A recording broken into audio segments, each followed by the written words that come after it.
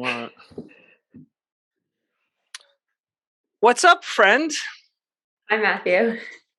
Who I've already been talking to for several minutes. So, thank you for agreeing to do this, you brave soul. The first one. I'm excited. We have an interesting, I think it's interesting anyway, how we came to know each other. Because for me, it was a very vivid experience. I don't want to name names about companies or people, but after I started at the organization you're working at, and we went to dinner, and neither of us work there anymore. And we went to dinner, and we had a pretty deep conversation about sort of the future of where we saw the market, the company, everything headed. And I had just walked away from, 2 months before starting, I was sitting in the boardroom of a $20 billion company with multiple C-suite executives. And I was like, you know what? I'm going to leave this company now. I'm going to hand off this multi-million-dollar deal to somebody else after I've been working on it for years to go take a giant leap of faith. And you were there waiting to say, you took a pretty big leap, but are you sure about that leap? And I remember it so vividly because I literally didn't sleep that night. I sat there in bed in the hotel room and ended up going to the office at like 5 a.m. But the funny thing about it, well, I don't know if it's funny or not, is that there's nothing that we talked about that day that didn't turn out to be absolutely true.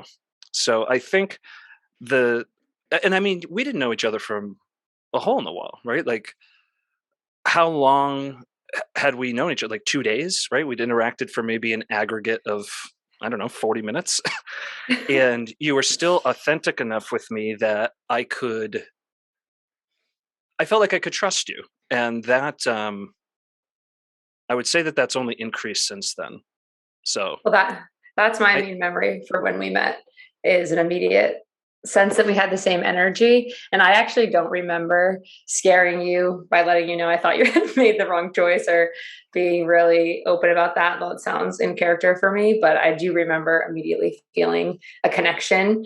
And if you think about the fact that we only overlapped at that job for a few months, and we were still very close friends, that's my biggest takeaway. Is I think sometimes you meet people in life and immediately understand that you have like a deep chemistry, at least. And that's my recollection. I always forget that I scared the shit out of you the first time we met. I apologize. Oh, it wasn't the first time. It was probably the third or fourth time, but okay. It's a little better. No, I do. I feel the same way about, like, there's certain people that I've come into contact in my life, and literally within seconds, you can just tell that there's something substantive about, like, just the exchange. It's like, it's more than just I'm randomly coming across this person and having an interaction. So anyway, we're operating on the same wavelength. Yeah, and maybe, some crazy level of serendipity that who the hell knows, like, one of the things I've been paying a lot of attention to, I can't remember if I've talked about it recently or not, is like multi-order effects. So we pay a lot of attention to first order effects, right? If this, then that. Well, if this, then that, then that, then that, right? Like, we don't really know why anything happens. And we also don't really know the net effect of virtually anything, because it's so hard to capture even second and third order effects, let alone the literal infinite outlay of that. So, who knows why anything has happened, but I can tell you this, I'm grateful that we did meet, for 100,000 different reasons. And I also remember early on in getting to know you, how staunch you were about living in the city, and like how just how, like, all the reasons why that type of thing was important or interesting or exciting or engaging or whatever. And I remember because I never really lived in the city outside of when I was at Northeastern for like less than a year. So I didn't have a ton of familiarity with it, and so I didn't have as much of a And New I York just is the city out of all well, the cities. it's the city. Um, what when was it that you started to feel differently about that? Well, I would say that I reached a rock bottom of living in the city and just my life in general. I think my path has been to this whole spiritual realm that we're here to talk about today has been really interesting one and maybe different than the path you've taken. And I'm in a different place than you as well. I almost feel like I've been on the precipice of it my whole life, but I still haven't yet fully jumped in versus, you came to this and jumped in immediately. But I've certainly been searching for something my whole life. And I think New York was also searching for that, right? So you can live the highs and the lows of the city can distract you from anything you have going on, right? The best night of your life can be followed by the worst night of your life, and those extremes can really hold on to the best nights of your life.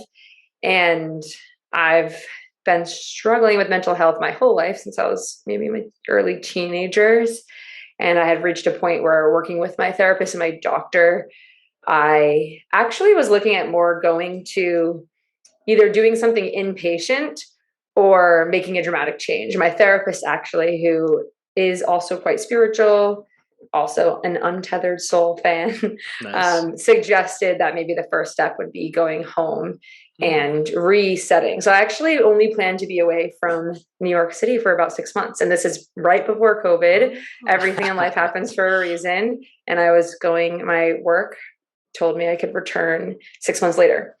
So I was planning to come back in 6 months once I was recentered and ready to go back to New York. So it kind of all happened really quickly. I woke up one morning, was like, okay, I'm really can't do this anymore. Decided with my therapist, this is the time, called my boss Mm. from a hotel, was traveling pretty much 24/7, similar to yourself and the sort of roles that we do, traveling all the time. I called my boss and my landlord from a hotel in Washington, D.C., actually. I remember very vividly and said, I am moving home. So it was a really somewhat spur of the moment, decision. But after a few months of understanding something wasn't working at a really deep core level. So that was the first step to finding myself a little bit more. And what once you got home, or actually, that's an interesting way of phrasing it. What do you think was more significant, getting out of the city or going home? It's a great question. I think both in equal part. So you've talked about feeling like all of your individual molecules are on fire 24/7. That's how I was feeling. And I think the overload of sensation you get in a place like New York City, if you're trying to recenter yourself, and I'm sure some people can do it. I wasn't someone who could do it there. The constant sensation was too much. I also lived in Midtown. Mm. Anyone familiar with New York City? It's constantly on. There's Bum, bum, constantly bum, noises. bum. The constant honking. I thought I was actually about to have a mental breakdown just from the sensory input. Yeah. I remember one of my cousins who is a backpacker, has done the Appalachian Trail, has been everywhere else, has spent a lot of time in nature, came to visit me. And he said the sheer amount of faces you see on the street every day here cannot be okay. It cannot be okay to Mm. scan so many faces, even if you don't think you're paying attention. 'Cause it's a Since threat it, assessment every time. yes. And he made a point that really stuck with me of you can think you're not paying attention, you can think you're zeroing in on what you're doing, but if you see a friend on the street you will say hi. So Right. your brain is scanning Right. 24/7. The constant sensory input, the constant comparison, am I doing the right thing? I think I was in New York this past week and someone made a comment of how am I okay with having left because the best food in the world is in New York City. And it wasn't worth getting into at the time, but yeah, the best food in the world is in New York City, but that also means every single night of your life, you have to make a decision between the Yeah, fair best enough. 3,000 restaurants in the world. And the pressure of that was too much. So on one hand, getting rid of that sensory input was super important. I do think for me, going back home to my roots was also really important, just to kind of cave in Yeah. on myself and feel a sense of support. But I That, will say oh, go ahead. I was just gonna say that the 3,000 restaurants thing is something I hadn't really considered. Mhm. that, because people move there for the culture and for the variety. Yeah. And so the idea that actually, after, because there's probably a couple of years, right? Maybe even 5 max, Mhm. where the novelty is still like a positive sensation. Yes. But I can't remember the study or like how the data came out, but they researched flavors of jam and Yes, yes, I preserves, right? remember this. And it's like, okay, what's the optimum number to give people for selection? Because if I Mhm. was opening a grocery store, my first assumption would be people want the greatest variety of everything, right? So Yes. build the largest thing you can and put everything in there. And I can't remember if it's 3 or 5, but there's like a precipitous drop off afterwards Yes. where the more options you give, the worse the performance, meaning people Mhm. actually will just walk away and buy nothing because they can't handle the pressure of the decision. Mhm. Um, and I had just never thought about that as like where you live and the choices to make, right? Like, do I want to go to Rumble, or do I want to go Mhm. to Barry's boot camp, or right? A Like, soul cycle. right? Like there's just every single thing, right? It's not just food. It's Mhm. everything there is. Okay, do I want to learn an instrument from one of the best people who can teach you in the world, right? And it's like, Yes. you want piano or violin or this. Um, I think I was always that's uniquely fascinating. aware of that as well. Every night felt like this is one of the best meals I'll ever have and one of the best nights out, but I could maybe be doing something a little bit more fun. And I do think even if folks aren't aware of it, that's a constant pervasive sense in a place like New York is Hmm. I'm having fun with the people I'm with and I'm eating delicious food and I'm listening to amazing music, but is there a better club down the street or my other friends doing something more fun or this person I'm on a date with is super interesting, but is someone else is the next swipe on Hinge that person a better fit for me? And the constant decision making was really overwhelming. I actually think that last one explains, just based on the I don't know how many people, but I'm very close with a handful of folks in New York, all of whom Mhm. have been through some semblance of dating woes. And from what I've observed through their like explanation of people's dating behavior, that absolutely seems to be the case. Is like Mhm. nobody is willing to invest in a Mhm. relationship, right? It's super transactional, and it's like constantly just waiting. It's Mhm. like a baseball team. You're just waiting to trade for the next best player as soon as they become available. And it's like, what's happening? You It's know? really hard to break that though. If you see, and I said 3,000 faces earlier, just as an example, but I'm not sure what it is after COVID, but pre-COVID, I remember vividly a stat that during working hours, there are 16 million people on Manhattan Island. So you're probably seeing way more than that. Like Holy that's the amount of shit. input that is going through your body. And it just became too much for me to handle. Well, you got out. I got Congratulations. out. And in doing so, it seems like there's been a sort of a cascade of positive effects. Yeah. Maybe in the form of furry animals, maybe in the form of dogs. Just kidding. Um, Well, the interesting thing is that leaving New York actually wasn't the beginning, I think, of was the beginning of my journey, but it wasn't the rock bottom. I continued to psychologically devolve post that, I think, and hmm, it was only hitting real rock bottom in April of 2020 that things started to rebound for me. And I was thinking of your work, all the books you've read, and some of the prior podcasts you've had, or the many conversations we've had of having to realize that nothing matters in a non nihilistic way. I think things only started to improve for me mentally when I stopped caring about everything simply because I just couldn't do it anymore. And it was like, well, if this is my rock bottom, and uh, what? Who fucking cares? At this point, let's try anything. Uh, at this point, let's just see what happens. And it was more reaching that point that things started to rebound for me. But I had to be in a place I felt safe, which was at home, in order to do that. I'm really glad you just said that last part, about being safe, because Hmm. that one of the reasons why I started this whole sharing journey is my long term, what feels like a long term, and I say long term, like lifelong Hmm. I don't know if it's a mission or calling or what,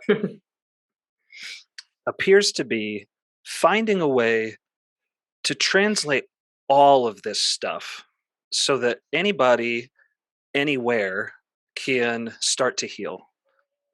And I'm becoming increasingly convinced that any step that doesn't start with feeling safe is an Mhm. absolute fucking waste of time. Yeah. Because if you're not safe, this you're like this. Mhm. And what are you Yes. going to get done with clenched fists? Nothing. Not in Yes. this game, right? Mhm. Like there's plenty of games you can play where maybe that'll work for a little while, but the game of healing can Mhm. only be done with relaxing and releasing. That's it. And I think that's really hard from a practical advice standpoint when everyone feels like you have to continuously be working to the next thing. Yep. And I've led a very privileged life that is focused on achievement. And it was super difficult to say, I'm going to take a step back, whether that impacts my career or my social climbing in New York or my dating life, this or that, take a step back and remove myself from all of that. And part of that was through the pandemic, was a lot of that was a blessing for me that things were slowing down anyway. But even leaving the city, spent a lot of time with my therapist of what does this mean for who I am as a person? Am I giving up? And it's very trite to say, but taking a second to give up and not care as much about material outcomes is what allowed me to accelerate things once I actually healed myself. The term giving up and not giving a fuck, I think is, and this is why I'm so interested in this like translation exercise. I think those are two of the biggest hurdles for folks like ourselves, type A, right? Mm-hmm. Like just go go go, have to perform, right? Covering up for all the things we know, right? The not Mm-hmm. enough bug or whatever. Mm-hmm. Um, and it's like that is. I was talking to Meg the other day about how cosmic humor is so dark and it's so twisted. Like the idea that the unlock is the exact thing you're the least likely to do. Mm-hmm. It's like, wow, that's so fucking twisted. You know?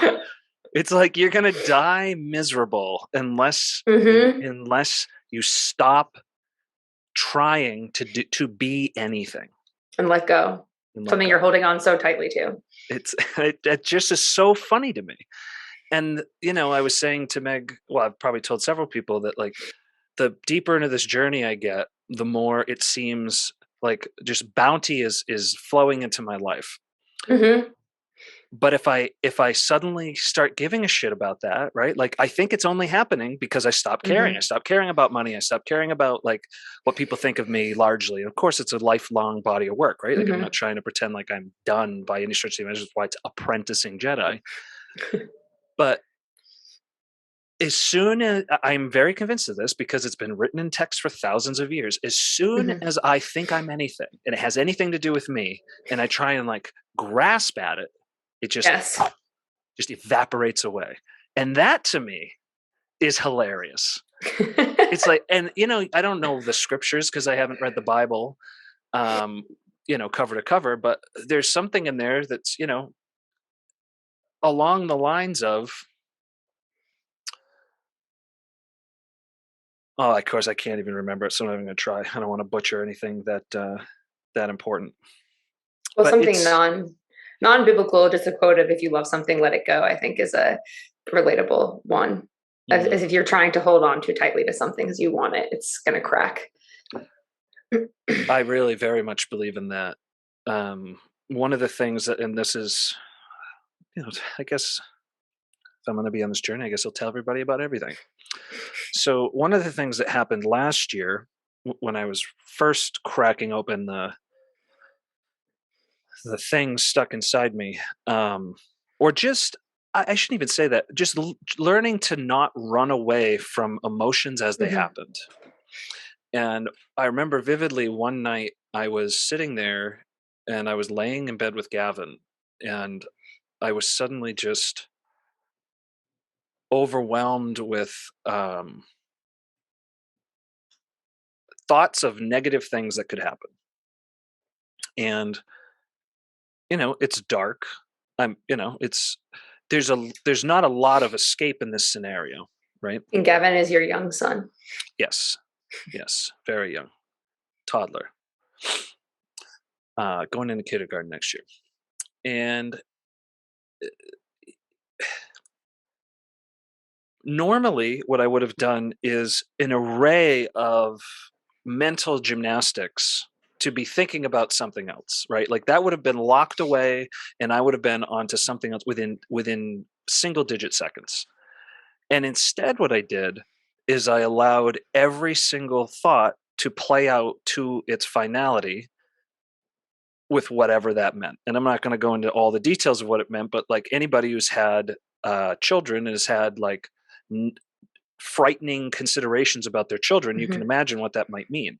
And when I say I let it play all the way out, I mean I let it play all the way out to the point where I felt what I think at least a high percentage of what it would feel like to actually be in that situation and be present for it. Like, okay, I am tied up and now this is happening in front of me, kind of thing. And Carl Jung talked a lot about integrating the shadow, and the shadow being that which you have not explored and therefore is the darkness that actually compels your life unwittingly.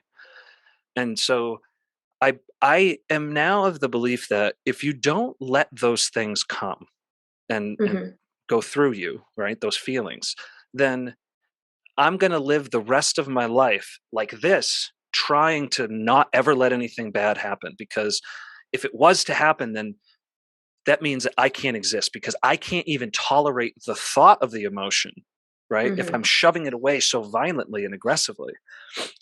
And I also think that that is confused with, I would just, should it come to pass where there's a scenario and I have the ability to intervene, that means that I would not. And it's like, no. That's not the point at all. But the point is that now, no matter what scenario shows up, assuming you've had some way of becoming okay with the concept, then now you can act from a place of reality and not a place of terror.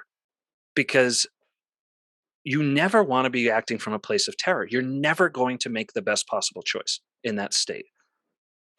How do you think about letting emotions pass through you and staying present, right? Because I think in that situation, I might have more reacted with anytime I'm imagining these fantasies of terror and destruction. And I've been on a lifelong anxiety journey like yourself. Yeah. So I now try to remember right now I'm putting myself into, if whenever you're worrying about the future or the past, putting myself into an alternate reality that doesn't exist and I'm going into another dimension versus let's just say what's happening now. Now I'm in my bed with my son. He's so cute. I do the five senses. For anyone who struggles with anxiety, the five senses is a really incredible trick of what's just cataloging each five sense and staying in the seeing? present. What am I hearing? What am I smelling? Yes. Yeah. To break an anxiety attack or a panic attack. What do you think about staying present versus letting the feeling wash through you? I think of them as the same thing, actually. Okay. Because I think what happens is that if you're not present, that is when you are creating the meta constructs, right? Like you're creating the metaverse. You're creating the place where you're going that's not now, so you don't have to be now, where now is where the feelings are happening.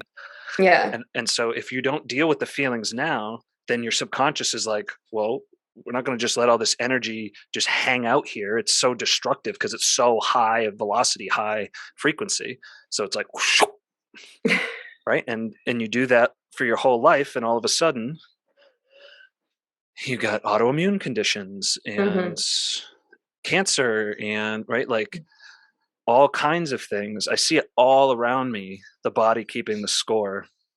I have so many friends and it seems to be crescendoing as we are now reaching 40. So I'm turning 40 this year. A bunch of my friends are, some already, have.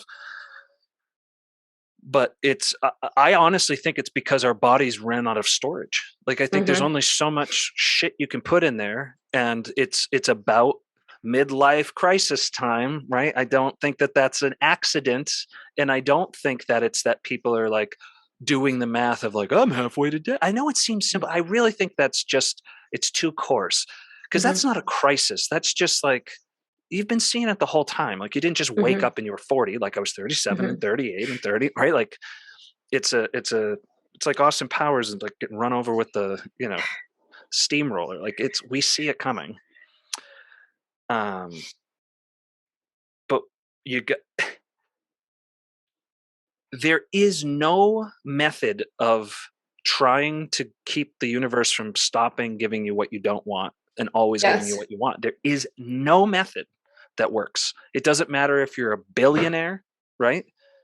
Elon Musk will die as miserable as everybody else if he doesn't, figure out whatever. And I'm saying that because I I don't know if I don't know anything.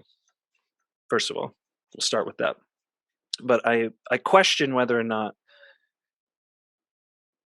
people could be so bent on leaving this planet Mhm. if they were really truly like not running away from something. Like that's the ultimate running away, right? Like you want to get on a fucking spaceship and go to another place, which I'm not saying that we shouldn't do that, by the way. Yeah. But that also doesn't mean he's not broken, right? Yes. Those things can both be true at the same time. In the same way that almost all new ideas are truly fucking terrible. Mhm. What do you mean That's by just that? all new ideas are terrible. Like you have to think about how much has already been thought of or created, Mhm. right? And so you've got millions of years of human development, 10,000 years of written history. All of this time, there's been a lot trodden. So novel ideas aren't just hanging around to be picked up off the ground. Like there's no more low hanging fruit. So in order to come up with new ideas, you got to try some wacky shit, right? You're throwing some stuff against the wall.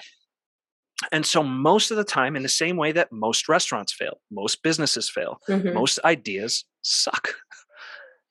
And at the exact same time, we absolutely need everyone who is creative to completely ignore that fact, Yes.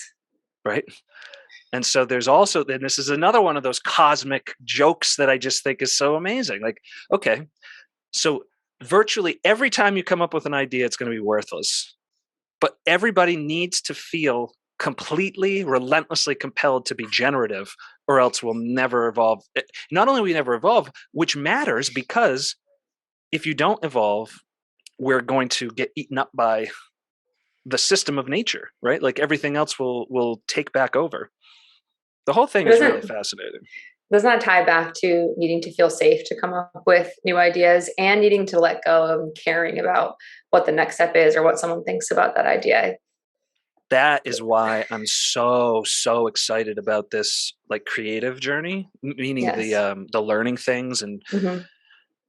and you know uh, performing them in flow state, creating in flow Mhm. state, whatever. Because I can feel it already. Like even just playing drums, like I only practiced for a month, and the amount more fun I have, and frankly, just the amount better I think I sound playing, is it is just ridiculously not. It's not proportional at all. It doesn't make any sense.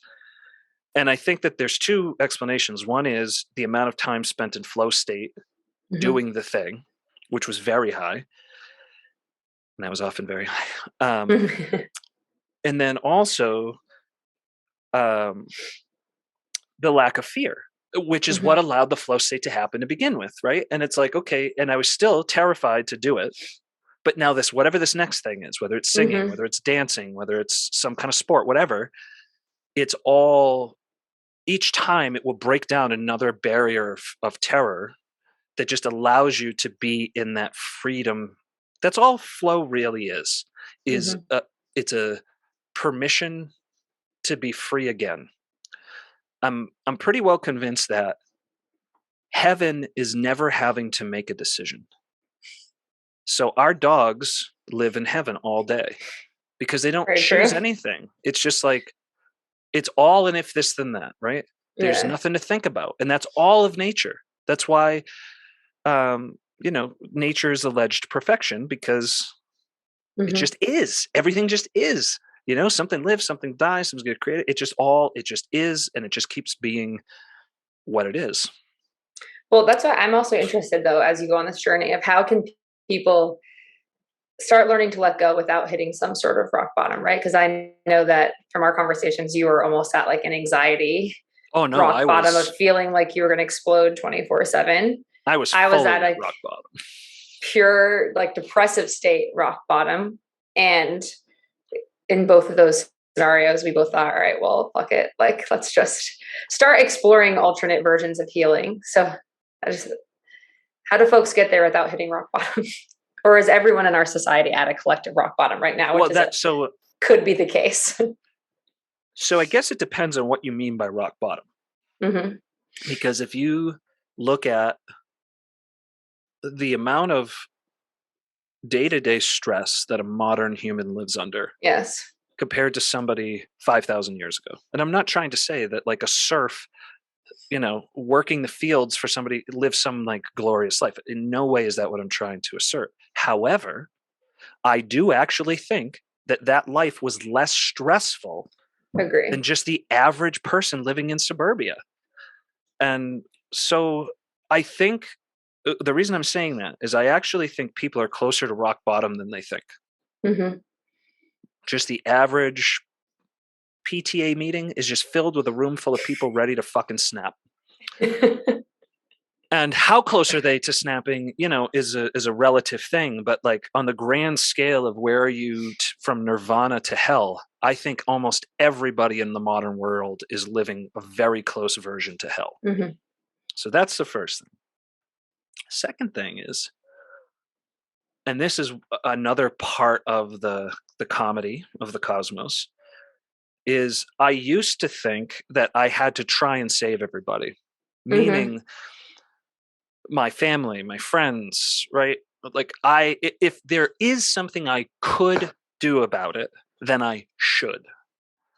And for all those still stuck in that, I feel for you so hard, because there's very little that will kill you faster than that, because Hmm. there's very little you have less control over than other people.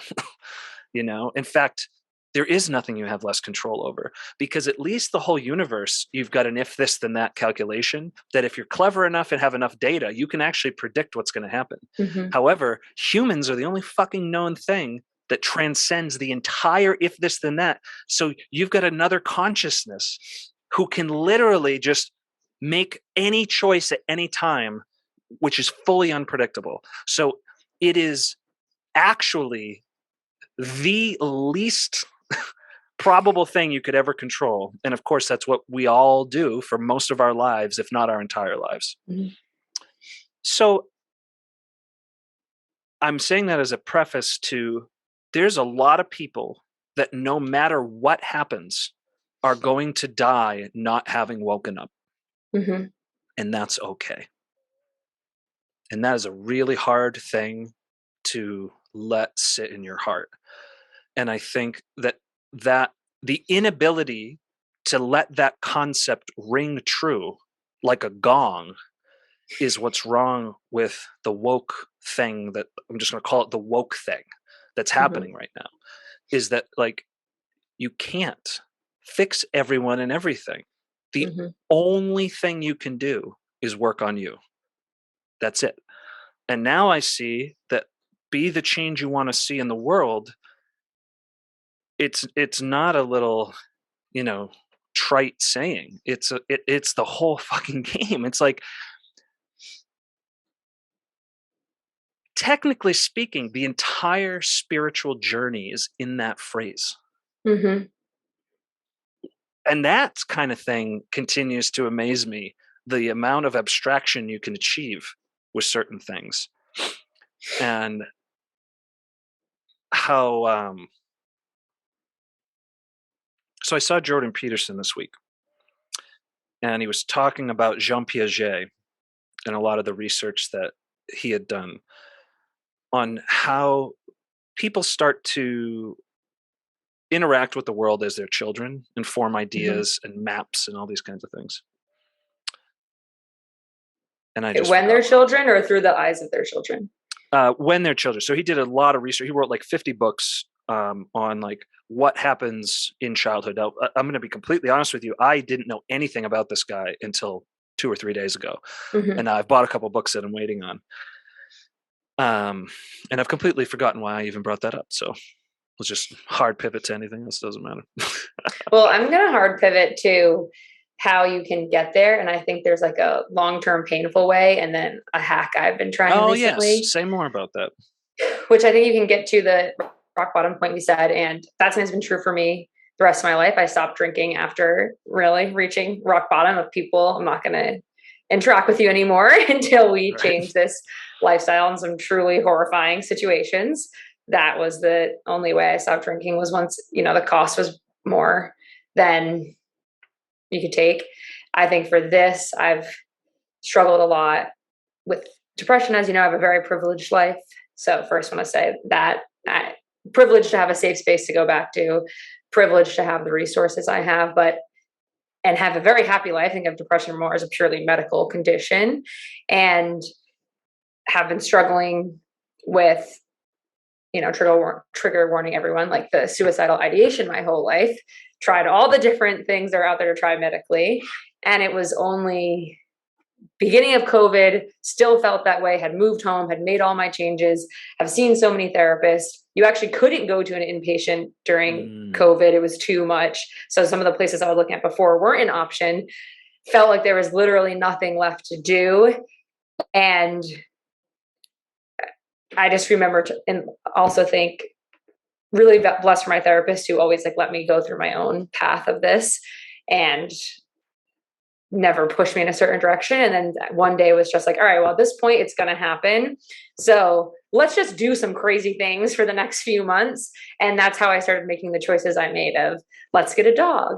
I'm going to buy a dream house and just see what happens on no whim whatsoever, and assume things like my sales numbers or other things are going to allow me to afford this, or I'm just going to, you know, as you know, tell the person that I'm in love with them, I'm in love with them. Now we're married. Like, just make a bunch of, when that didn't seem possible at all. So I decided to just make a bunch of crazy choices because I was like, I literally don't care what's going to happen because I've already decided after years of struggle that I'm done with the struggle. So let's have the last few fun months, and letting go of caring about what was going to happen. And I'm not going to try as hard at work because I'm just going to do what I want. That's what really opened things up for me. And then how quickly things fell into place.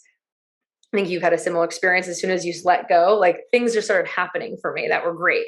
Like, lucky things started happening all the time Hmm. and I wasn't holding on to them so tight. And Isn't I that think just the that's one craziest path. fucking thing in the whole world? It truly, really and truly, the things that have happened to me in the last year, it just feels like as soon as, I would say I'm spiritual, not religious, but as soon as like theoretical Jesus take the wheel, how things just continue to fall into place. So I think that's one mechanism.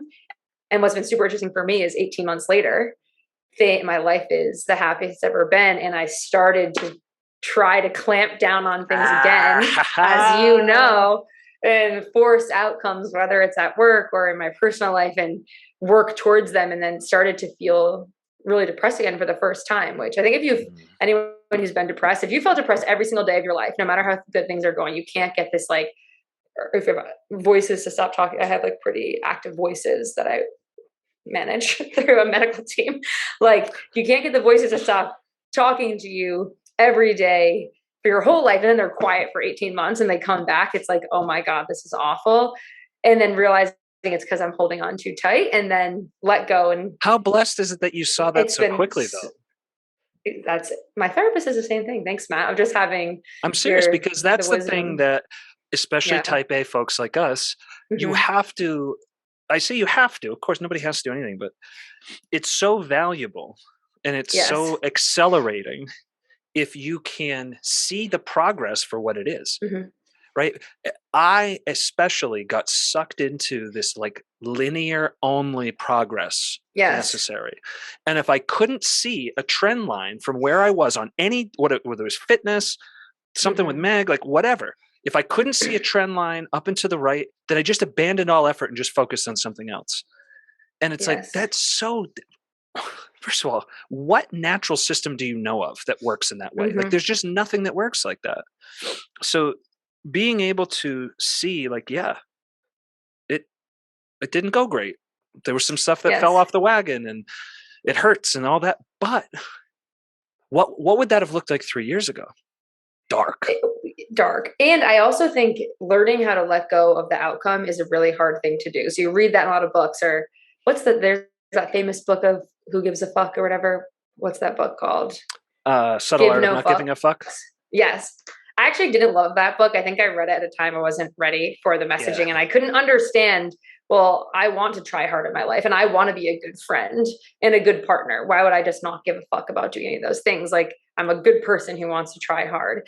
And it's been a long journey to realizing that you can try your best and put your best self out there Hmm. without having as much hold on the outcome, like having as much on the outcome. And a trick that two of my closest friends, you being one of them, gave when I was really struggling a few weeks ago was to to just step back and go in that observation mode. I heard you talking about this in one of your prior episodes of just taking a step back and saying, and I think anyone who wants to try to start on this path, maybe an approachable way to do that is give yourself a week, or if a week is too long, even just a day of pretending I'm just watching a movie. This isn't my life. I'm watching a movie for this day. And you and one of my best girlfriends had given me this advice in like December, and I was really holding on to things, starting to feel the cracking again, was just do a day of you're watching a movie or you're watching a TV show. And that was really transformative to get back into that mindset of when you're watching a show, even when your favorite characters, you're rooting for them. But if what Right. they want doesn't happen, it's like, okay, that's a movie. That's interesting. Like, oh, Right. they reacted this way. Why did they react that way? And especially since, as you mentioned, you can't control other people. And sometimes you're working really hard to control them. If I put all the prep work in and I lay out the benefits, I'm so persuasive. They're going to want to do X, Y, Z. Oftentimes you're actually pushing someone in the wrong direction. But if you take a step back, oh, that's interesting. He Oh my yelled at me God. when I said that, or she didn't react well to that. It's These are so the characters in my bananas. favorite reality show. It really helps detach you, and then things start going better once you're not so attached to the outcome. I'll give you a perfect example of this. Hmm. For our entire relationship, Meg and I would have a few times a year, there would be an event where I had something that I really wanted to do. And it was Hmm. like, I needed it to happen. And she and I would have, some kind of a debate about it. And it would become my life's mission to sell her on the idea. Now, being that I've been in Yes. sales since I was 16, it's not a fair fight. And Yes. so much of the time I would win, quote unquote, if that's how you would delineate it. Um, but it would always end up a fucking disaster. Of It's course. it never is the right thing to have happened when it goes that Hmm. way. And it's so stressful and it's so painful and it leaves this like taint on the relationship for some time, you Hmm. know? And then when I'm doing the thing or, driving the car or whatever, engaging in whatever it is that I worked so hard to convince was the thing that needed to happen, I don't actually enjoy it because the whole time I'm thinking in my soul, I shouldn't even be doing this, you know? Yeah. And we were at our friend's house the other day, and it turns out that the father of one of our daughter's best friends lived in an ashram for 6 months after school. Wow. And so we had dinner over there one Sunday night, like a couple weeks ago, and inside of an hour, we're sitting there talking, and in with no amount of needing anything to happen. Although you have to imagine how excited this would inspire someone in my current situation to be. Yes. It comes up that in March 2023, we're going to fly to India, start at the base of the Himalayas where the Ganges start, and just go on a pilgrimage for With some Meg. time. No, no, not with it. Not with Meg. Myself and Prashant. Hmm. And not only was she like okay, I almost tried to like back down on it a little bit, and she Yeah. goes, "You have to go," and I'm like, "What? Cool," and it's like if you take this 2 years ago, and every single piece of Mhm. that would have unfolded differently, and You would have brought it up in a selling mindset. I have to sell her yes, on this idea, and she would have been convinced, but she would have felt taken advantage of. absolutely. And Yeah. there was a trip that I had overseas that I booked in secret years and years ago, um, and the whole thing ended up blowing up, and it was like Mhm. it was a lot of emotional turmoil. Um, but yeah, and it's all about finding a way that you can feel safe enough to just try it for yourself. Because Mhm. no amount of these podcasts, like I don't care if somebody listens to 10,000 podcasts about people talking about this shit, you're never Yeah. going to believe it until you see it for yourself. And then once you do, like it's not just that I've had thousands of dollars fall in my path. And, I talked about before, like these hoodies, I send a picture Mhm. of, a couple of broken zippers. They sent me $480 in hoodies, like just thing after thing after thing. There's been experiences where like I should have died. So like Mhm. I want to say it was February 2021. I can't remember exactly what it was. It was last winter, the beginning of last year. I was driving in a crazy snowstorm that I thought wasn't supposed to get started for some time. And I all of a remember sudden this. there's, inches of snow on the pike. I'm going 80 miles an hour. And uh, I'm not going to go through all the details of the story, but like I should have gone off the road at that time. I'm fully convinced of it. But instead, my body, with no intervention from me, did the exact perfect thing. And all of a sudden, no big deal. I'm just driving and Mhm. everything's fine.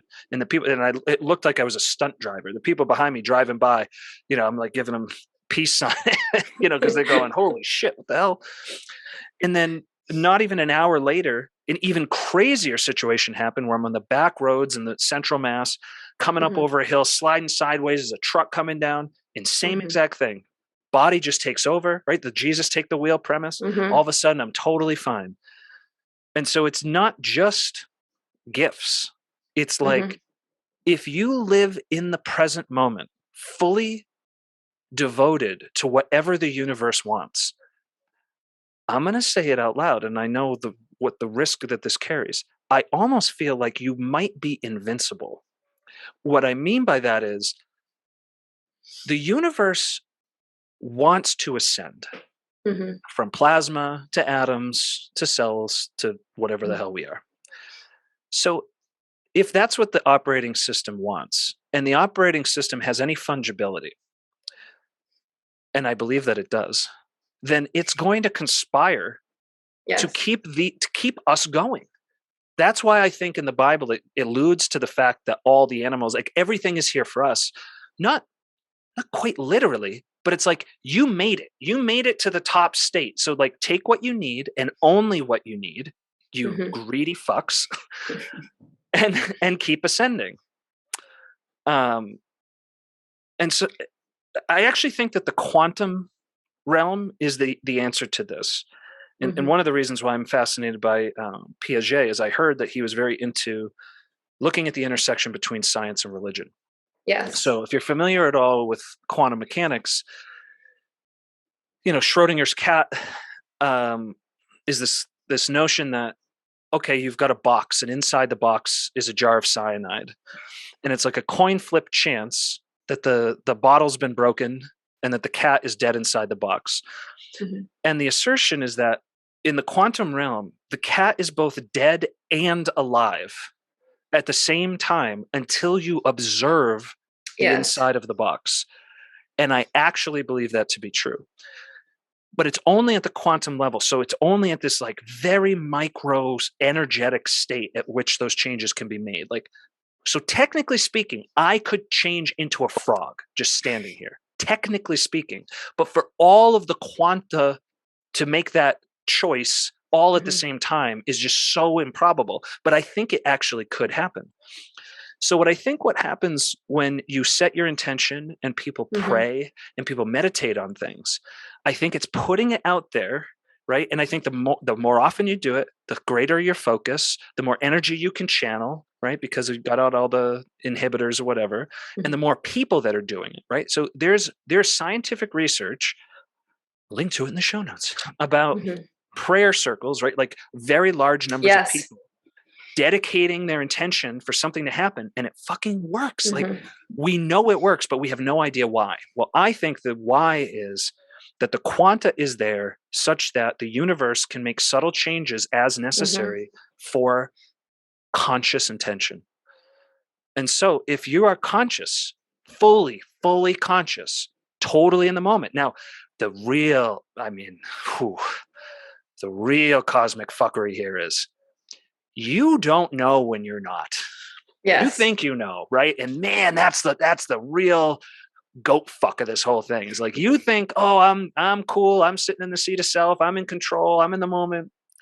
And if you're off by even a little bit, then you could die. Then you could get, just like, anything could happen. So I'm saying it, believing it to be true, but I also don't think it's achievable for most people in their entire lifetime. So don't try it. Like, Yeah. don't go operating about your life thinking that you're invincible. That's not, understanding that the principle is probably true, and then like how that actually adapts to real life is completely different.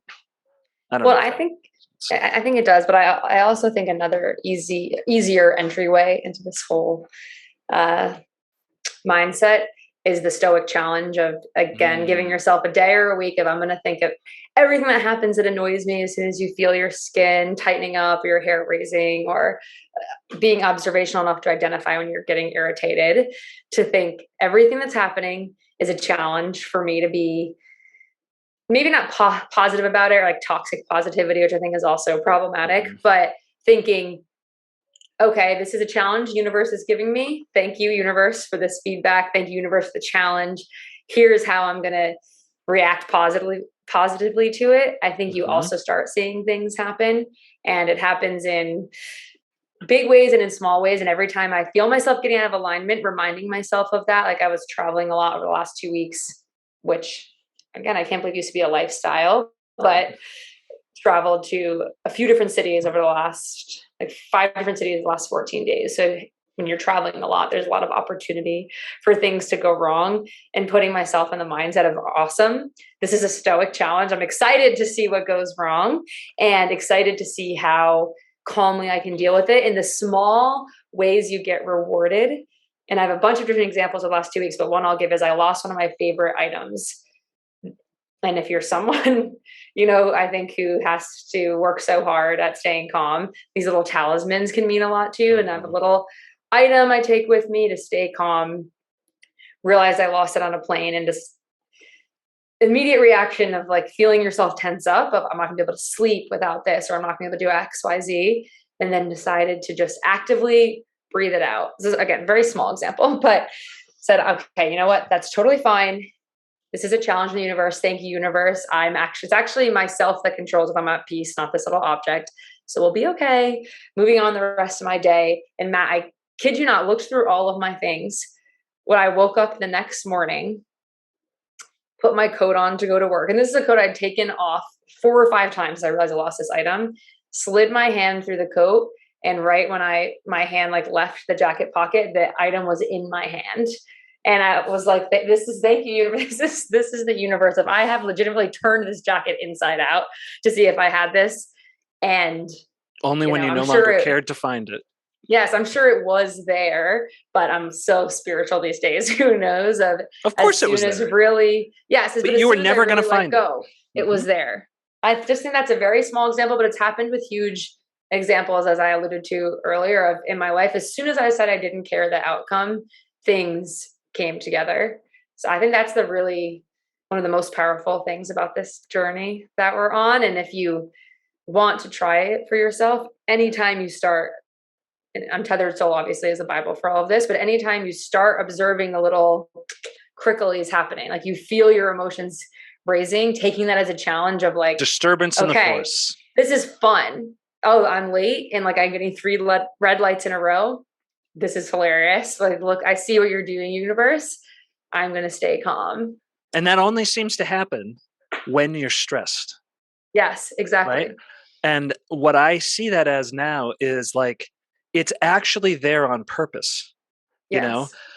And I'm so glad you brought this up because from a practical standpoint, it is absolutely what I think you can action every day immediately with very little effort, Yes. which is that every single thing that happens to you is either a blessing or something that will allow you to grow so that more blessings show up.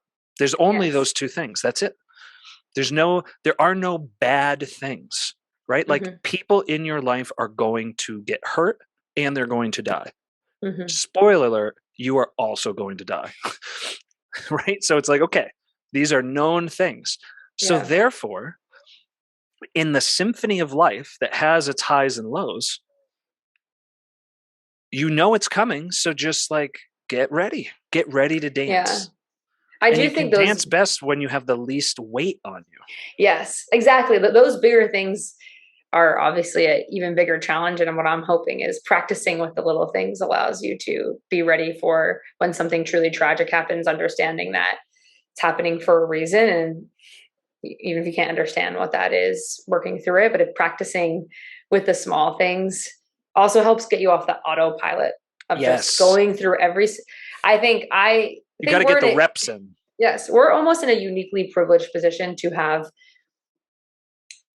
struggled mentally. And I would love for you to open up more about your life in general on Yeah. this podcast, of all the experiences you've gone through that have, when you're in the light is darkest before the dawn, and having had those really dark lights allows you to appreciate the dawn. But I think an almost bigger tragedy is folks going through their life every single day on autopilot, and it's not too bad, it's not too good, it's just chugging along. And a way to break that, I think an easier entry to break that is to either do the pretend I'm watching a movie and observe everything around me and observe people holding on to things and observe how everyone behaves and start to separate yourself from the body and emotion that you're in. Hmm. And a second one is, how can I play the game with life of every time, use the trigger of every time I'm getting annoyed as a fun moment to stop and say, Yeah. even if this has a genuinely bad outcome for me in my day now, like even if I lose a big deal or something at work and I actually needed the money, like what am I going to do next? Let's use that as a trigger for acknowledging that this happened, and Hmm. what can I do to not care about it? And like, okay, universe, you're giving me a wink. Fine, I'm letting go. And like it becomes a more of a fun way to play a little game with the universe and say, I know this is bad in the moment, but what do you have up your sleeve, little Yeah. universe? Right. You can't beat me. I'm going to still stay calm, even though this happened. That's such a powerful mindset. You can't beat me. It's so true. Based on everything I've seen, everything I've read, all Hmm. spiritual doctrine, the universe can't beat you because you're transcendent to it, right? Exactly. Like because of aphantasia, when I close my eyes, I'm so disconnected from like this whole 3D realm that everybody like Hmm. can facilitate inside themselves that when I close my eyes, I'm getting increasingly convinced that this whole thing is a holographic projection from a Hmm. singularity that like sits inside, like just behind you, like what your third Yes. eye reaches, whether it's the pineal gland or whatever, Hmm. and that there's nothing anywhere.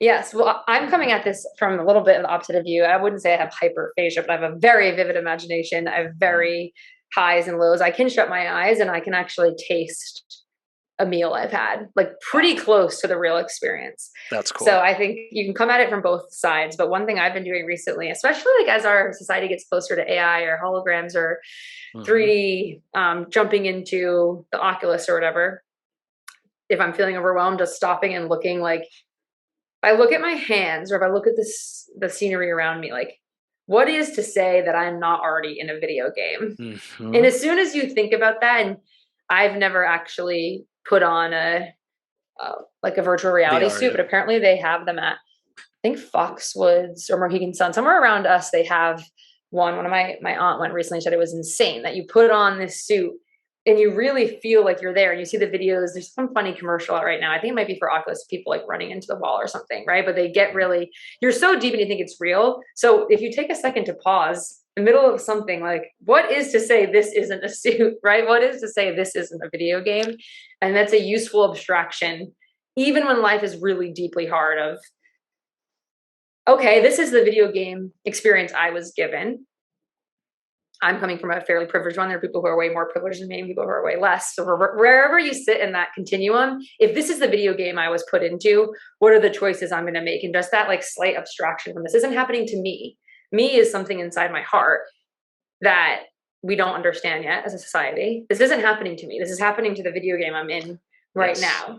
So to what's my the like choice I'm gonna make? avatar or my Yes. like mech warrior. That's how I see it, is like I'm controlling this machine that is the Yes. animal that's been labeled Matthew Haney. Yes. You know, and the deeper into meditation I get, or if I'm in anything psychedelic, like, I mean, that really comes into stark relief so fast, where it's just like, holy shit. Almost to the point where you'd laugh. I mean, I do laugh out loud a lot, where it's just like, are you kidding me?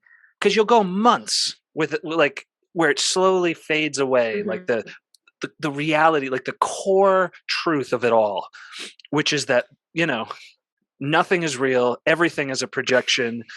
We're all one giant energy system that's imagining itself, and who knows why. Well, the best way to get into that is how you kicked off the podcast. The first episode is the question at the heart of a lot of these meditation books or Buddhism or any sort of spirituality is, who am I? And you can get, that's a very hard question to start with. Some books I've read, like, it's too philosophically dense of, I don't know how to start answering that question, but you can start answering like, how do I know this is real? Or what would happen if this were just a video game? Or like anything, when you were talking about trying to persuade Meg or sales backgrounds, like anything, asking someone questions is actually the best way to persuade them, not lecturing at them. And asking yourself those questions, I think, is a good way to get into this of like, why am I reacting like that? Why did she react like that?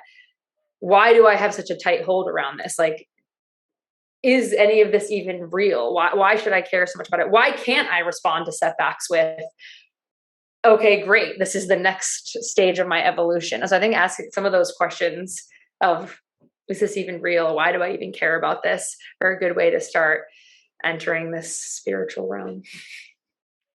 How have you seen people around you reacting? In what way? Well, you've been through quite a change over the last couple of years. Yeah. There's some, it might not be obvious how people would react to that, right? I see. I think people quite often react defensively if you make changes that maybe reflect on their own life. It was really similar and more stark actually when I stopped drinking.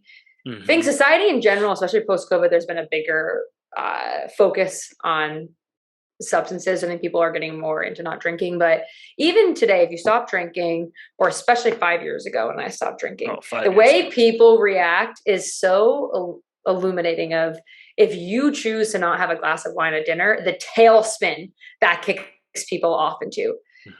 Oh, you're judging me for having a drink? No, I literally just said I'm good to the waiter. Right. Or, oh, do you think I drink? So the amount of people who would say, oh, do you think I drink too much? When I just said I'm not drinking anymore was mind boggling. And that was almost the beginning of starting to observe people of, okay, if I'm at a party and there's 10 other people drinking and you're all having a great time, and I have the benefit of being really extroverted, I will dance with you, I will be loud, I don't have to be drinking. So it's not even as though my behavior is reflecting on anyone else. Like, I'm happy to act as drunk as anyone wants to be without any drinking.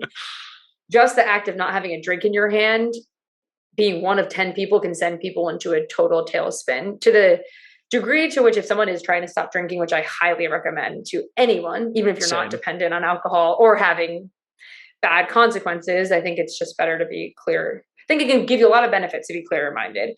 As soon as you do that, you'll start to notice that one of my biggest tricks for people is just always order a mocktail or a drink, or go to the bar, ask if to have something that looks like a vodka soda, but it's just a seltzer water, because the amount of tail spinning you will kick other people off into is just not worth the time.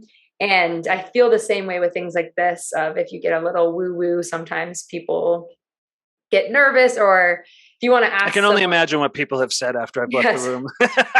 Or like, why do you, if you're trying to explain to someone about maybe not, I just said this to one of my best friends actually the other day about, situation we're in of this person. It's almost as if a kitten they really love, and you're like a 3-year-old. You love this kitten so much, and you're squeezing it, and you're actually choking the kitten. Oh, I this see is the so Tommy many boy. people doing Tommy this. boy with the What's bread Tommy roll. boy? I don't know what that is. Sorry, that's for all the people who are my age. That's a very famous comedy from the 90s. Oh man, I'm so old. Oh, fuck. Coming out here for everyone, the 30-year-old demographic. uh, But I just think, so I think sometimes when you start asking questions for the people about that, it can just make them look at their own life. Even as people have moved from New York, I think a lot of people then get defensive about that. Of, yeah. oh, well, this is the best city in the world. Like, what are you why better did than you us? do that? Yeah, exactly. So I think sometimes people react negatively in that way, but I'm probably more private about that. So I don't think I talked. I'm private about everything. Most people in my life, I think, would be shocked to know so much of my life has been spent on mental health and just trying to stick around.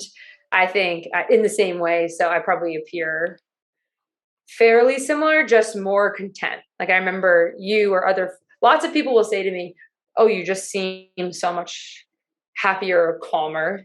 And people will notice that and be happy for me.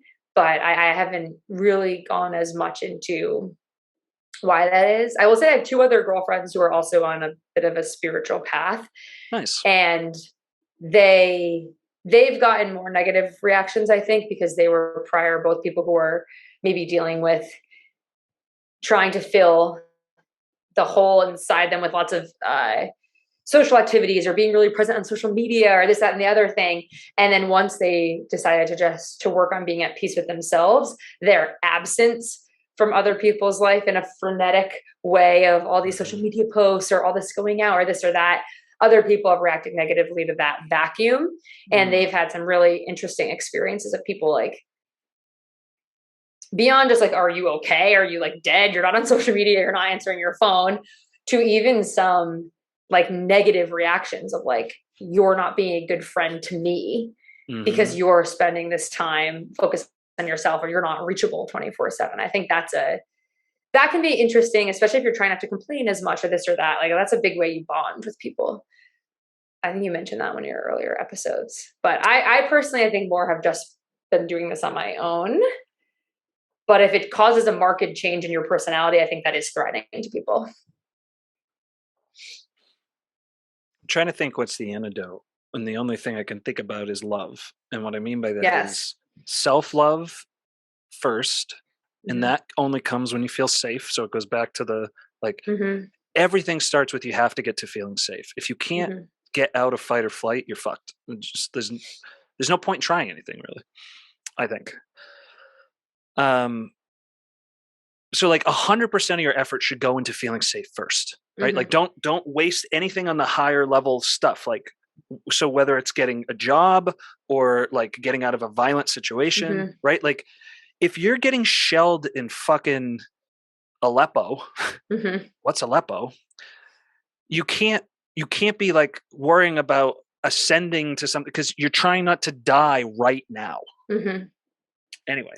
This is a top of the Maslow's hierarchy situation that exactly. We're talking to. Once you have food and shelter, but it's like really basic. Like food and shelter is like a lean-to in the woods qualifies as shelter, right? So like, I also want to make sure that we disambiguate the luxuries of the human existence with like feeling safe, because feeling safe is just that. It is a feeling. It is a mental recalculation of risk.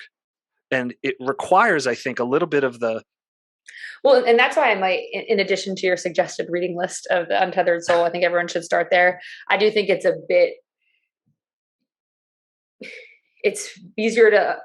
I think the Untethered Soul is easier to take in if you've already been on this path for a while and you've read a lot of these books. I think a must read for everyone is Viktor Frankl.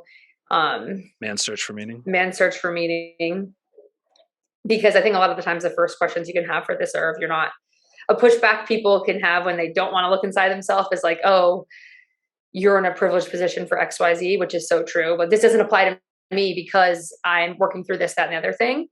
And both of those things, it can be true that someone has an easier time going down this path because they have more privilege, but it is also true that anyone at any time can start on it. And I think that book is the best place to get there. If someone in the absolute depths of hell of human experience can And if you don't separate think themselves Auschwitz from their own was the depths experience. of hell, then Yeah. I don't know that we're ever going to come together on a path of like agreement on things.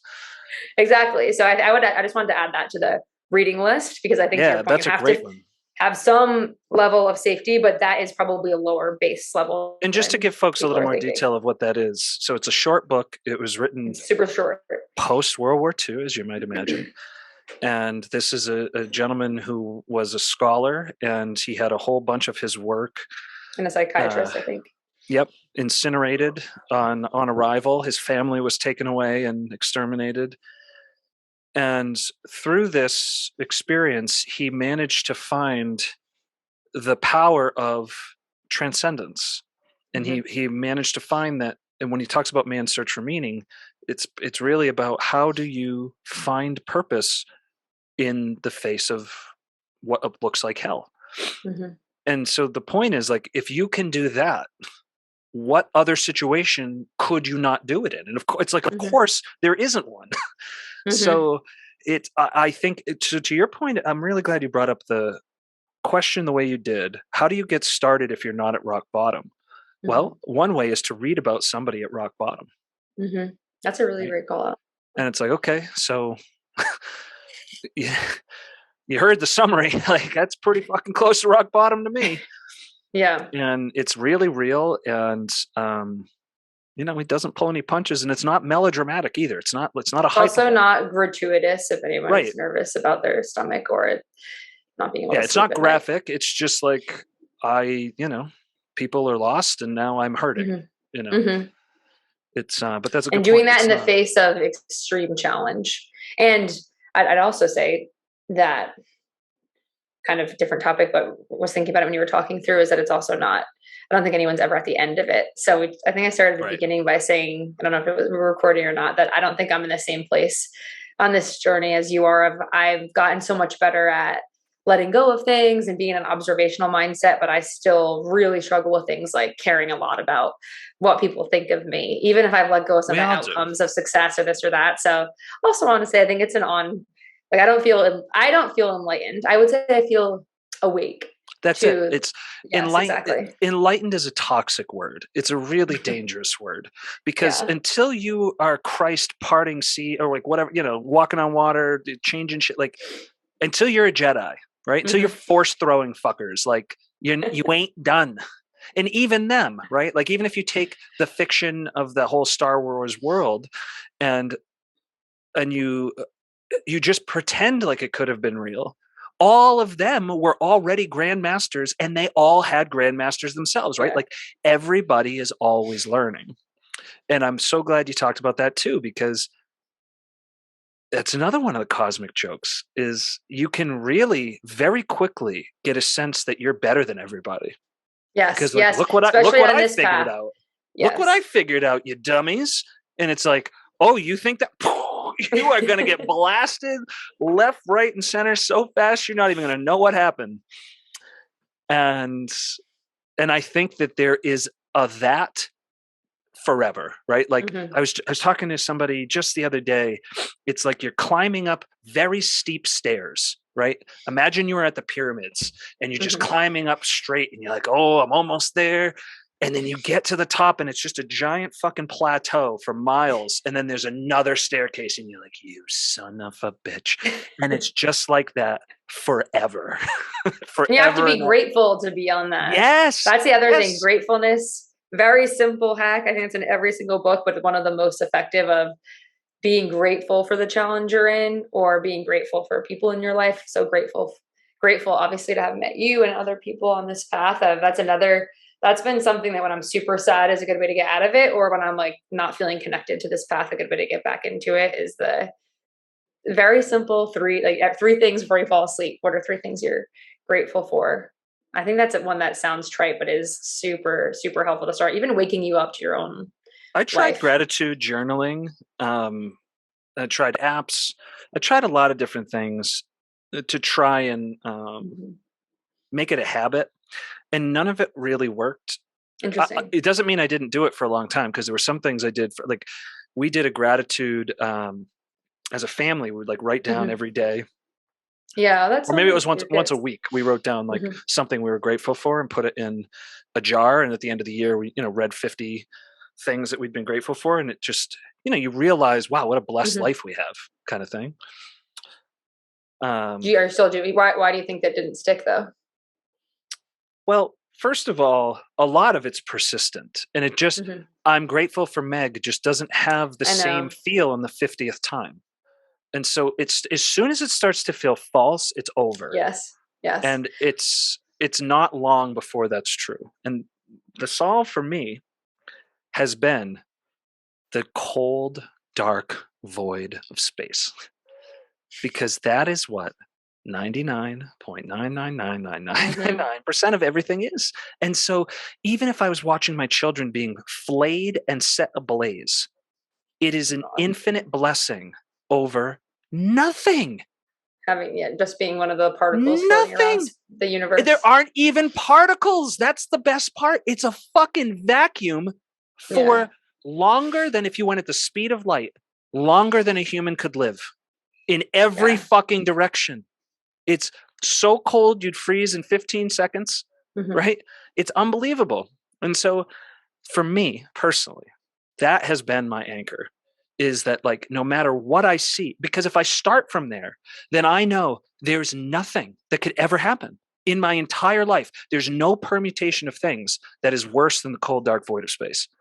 So then, I mean, there's a huge weight that gets lifted if you truly, honestly believe that. And I do, Yeah. right? It doesn't make it not painful when challenging things enter my life, right? Just this week, I spent 4.5 hours in a major fight with Meg, and at least an hour of which I was in the fetal position, like having the equivalent of a seizure, right? Releasing things somatically. Mhm. Would I label that as fun? I would not. However, it's a beautiful experience. And Yeah.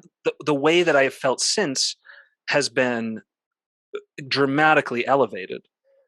Um, I'm glad that you brought up the thing about my past, because I think what happened is, because the people who are listening to this, at least as far as I can see through subscribers and whatnot, Mhm.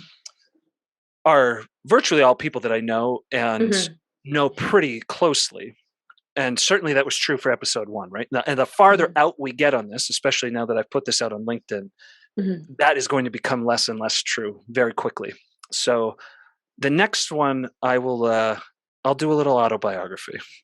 I think Um, people will enjoy that, and I think especially in today's day and age, there's a there could be a question of why do I listen? Why how could someone who is a cis white man with theoretical easy life be the person to talk to me about this if that wasn't my experience? Even I mm. share most qualities that you have, but even just layer in like woman, Heteronormative. like In case anyone was wondering, I'm just kidding.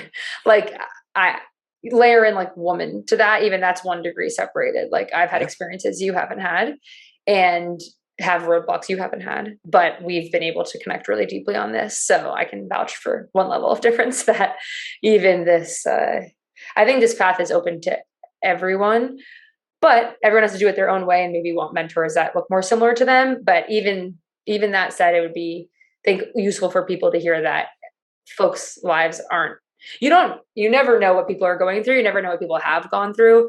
I think Hmm. because I've had a really happy life on the outside, but also in everything that's happened to me. But then I've had some medical issues, including like severe clinical depression that have hopefully always made me operate with like, you have no idea what's going on with someone else. And the most cheerful person you know could be fighting a million internal battles or have a sick child or a sick parent or this, that, and the other thing. So I think it would be humanizing for folks to hear various challenges that you've gone through. It's an extra good point, and I'm extra grateful you brought it up, because it also reminds me that folks like us do an exceptional job of making sure that no one knows what's going on, Exactly. right? So By design. right, exactly. So it's there's like an extra layer there, um This has been awesome. Well, thank you for having me, Matt, and thank you for being a mentor in I my love you, life buddy. for 4 years now. You're an amazing presence.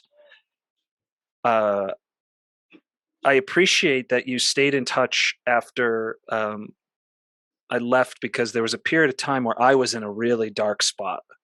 And so it was a non-obvious outcome that we would have stayed friends through that. Because to your point, like, we only worked together for a short period of time. So Yeah, thank you for your friendship. Thank you for your trust, thank you for yours. and thank you for letting me be an observer on your journey. Because I think that's another thing I'm starting to appreciate now, especially through this, is like,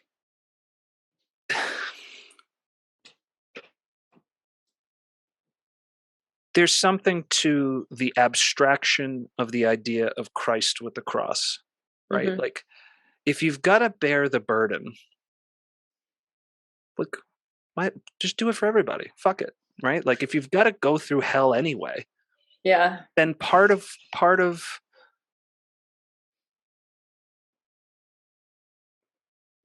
what can get you through the hardest bits, because there's hardest bits. There's parts where it's like, it doesn't matter how much you think you've been through. That's the other thing I want to mention before we wrap.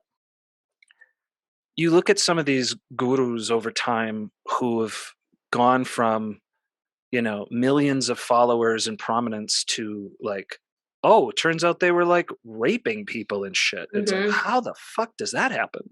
Hmm. And I think the answer to that is, just like you can't really tell when you are in and out of the seat of self, right? Like, it's so nefarious how it slips like that. The same way, I think you don't necessarily know what you have and have not transcended. Hmm. And so I think these people get into the state where they've transcended most things, like, really, most of the entire universe, they're completely at peace with. Hmm. And then all of a sudden it's like, oh, you've got a harem of women who are throwing themselves at you. And there was no point in your life where that was a thing that you had to deal with. You And haven't so transcended that. that's correct. I'm being completely serious. And now you haven't. And Yeah. so you're operating with the certainty that you had about Hmm. all this other stuff you have transcended, and you're getting a pure source from the Hmm. universe on what's the right thing to do. But you just, and it's almost like, the more that is true, the more you can't see Hmm. this other Well, and even if piece. the harem of women are not throwing themselves at you, you maybe never experience a level of power or influence that then leads you to Sure. take other decisions. Absolutely correct. Right. And you see that with a lot of positions of power, right? Hmm. With people, whether it's, I mean, the whole Harvey Weinstein thing, I think, is a Hmm. perfect tribute to that whole phenomenon of nightmare. So, anyway, that was a bizarre aside at the end, but that's okay. Much love to you, Thank my you, friend. Matthew. Thank you so much. And hopefully, this will inspire other folks to maybe open up and share their own stories, because I'd love for other folks to come on and talk about what they're going through, because, to your point, the more folks can see, it's not just them, you Yes. know? We're all hurting out here, guys. We're all going through some shit, but that's okay, because we can all still bring love to the Hmm. system. And that, if we all do that, then we all, right, a rising tide lifts all boats. Hmm. So Wonderful. fuck it, Well, I let's love do you, it. Matt. Thank you for the time. Talk soon, buddy. Bye.